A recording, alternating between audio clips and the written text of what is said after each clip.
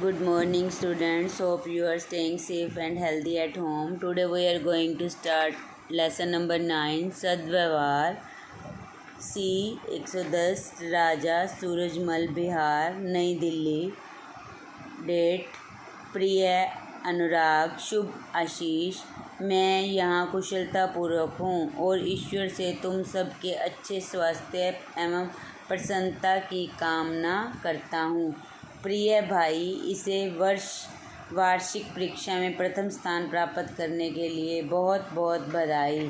वार्षिक परीक्षा जो वर्ष में एक बार होती है, उसमें प्रथम स्थान प्राप्त करने के लिए बहुत बहुत बधाई दी जा रही है. यह एक पत्र लिखा गया है एक भाई को. किंतु मेरी एक बात का हमेशा ध्यान रखना कि शिक्षा और सद्व्यवहार ही समाज में सम्मान दिलाते हैं. यानी कि जीवन जीने के लिए एक तो पढ़ाई आवश्यक है, दूसरा आचरण अच्छा होना चाहिए. हमारा अच्छा व्यवहार ही हमारा सच्चा आभूषण है. सद्व्यवहार का अर्थ है सभ्य व्यवहार. सभ्य समाज में जीवन व्यतीत करने के लिए सद्व्यवहार का पालन करना अत्यंत आवश्यक है. इसकी पहली विशेषता है विनम्रता. विनम्र व्यक्ति को समाज में सम्मान मिलता है और सब लोग उसे पसंद करते हैं. निर्मल और शांत स्वभाव का व्यक्ति सबका मन जीत लेता है. समाज में सबका प्रिय बनने के लिए बड़ों से आदर और छोटों से स्नेह का व्यवहार करना चाहिए. विचारों के साथ साथ व्यवहार में विनम्रता होनी चाहिए. सभा अथवा भीड़ में जोर से बोलना और हंसना असभ्यता है. यानी कि तुम्हारे असभ्यता मीन्स तुम्हारे गंदे बुरे आचरण का प्रतीक है. हमारी वाणी भी सदैव मिठास होनी चाहिए. यानी कि हमारी वाणी में हमेशा मिठास होनी चाहिए. महिलाओं के को सम्मान देना ही भी सद्व्यवहार का अंग है. यात्रा के समय बूढ़ों, विकलांगों, महिलाओं और बच्चों को बैठने का स्थान पहले देना चाहिए. नेत्रहीनों, वृद्धों तथा बच्चों को सड़क पार कराना भी सद्व्यवहार है. जब कोई व्यक्ति हमें कुछ दे अथवा हमारी सहायता करे तब हमें उसे धन्यवाद अवश्य देना चाहिए. भोजन करते समय भी सद्व्यवहार प्रकट करना आवश्यक है. सभी के साथ भोजन करते समय सर्वप्रथम मुख्य अतिथि, फिर वृद्धों व तत्पश्चात अन्य आगंतुकों को भोजन के लिए आमंत्रित करना चाहिए. यानी कि जो बाकी रह गए हैं, अतिथि रह गए हैं या कोई आगंतुक तुम्हारा बड़ा रह गया है, उसे भोजन के लिए बुलाना चाहिए. उन्हें हम स्वयं ही भोजन की सामग्री परोस कर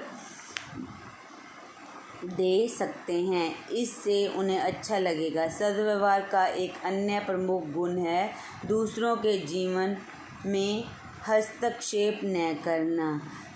यह भी एक सद्व्यवहार का बहुत बड़ा गुण है कि हमें किसी दूसरे के जीवन में अपने आचरण को नहीं चलाना चाहिए. हमें उसमें इंटरफेयर नहीं करना चाहिए. हमें दूसरों की कमियों का मजाक नहीं उड़ाना चाहिए. इसके साथ ही दो व्यक्ति अगर बात कर रहे हैं तब उनकी बात समाप्त होने पर ही अपनी बात कहें.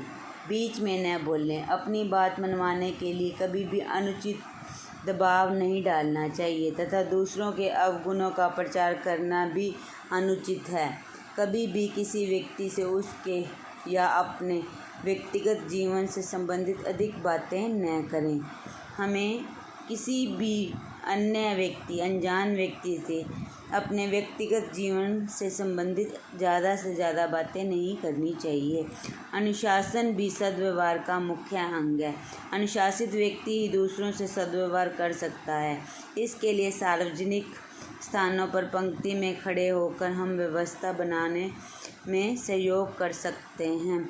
सार्वजनिक मीन्स हम कहीं भी स्कूल में, हॉस्पिटल में और बैंकों आदि में कई स्थानों पर जाते हैं. वहाँ भी हम सद्व्यवहार का प्रयोग कर सकते हैं. लाइन बनाकर तरीके से अपना काम करवा कर। इससे नियमों के पालन में सुविधा होती है। अनुराग, मैं आशा करता हूँ तुम मेरे द्वारा बताई गई सभी बातों पर ध्यान दोगे और सद्व्यवहार के महत्व को समझकर इसका पालन करोगे और अपने मित्रों को भी सद्व्यवहार के लिए प्रेरित करोगे। अपने गुरुजनों को मेरा चरण स्पर्श कहना। तुम्हारा अग्रज अगम्य। कठिन शब्द वार्षिक, सद्व्यवहार, सभ्य, आगंतुक, आमंत्रित, असभ्यता, हस्तक्षेप, व्यक्तिगत, सार्वजनिक। निर्मल, पवित्र, सम्मान, इज्जत, आमंत्रित, बुलाना, अग्रज, बढ़ावाई, सार्वजनिक, जो सब लोगों के लिए हो। स्नेह, प्रेम, आगंतुक, आने वाला, हस्तक्षेप, दखल देना, नेत्रहीन, अंधा। पाठ में आए मुहावरे। दिल जीतना, बहुत प्रभावित करना। Word meaning, right on your notebook. Once again, read the lesson carefully. Thank you. Have a nice day.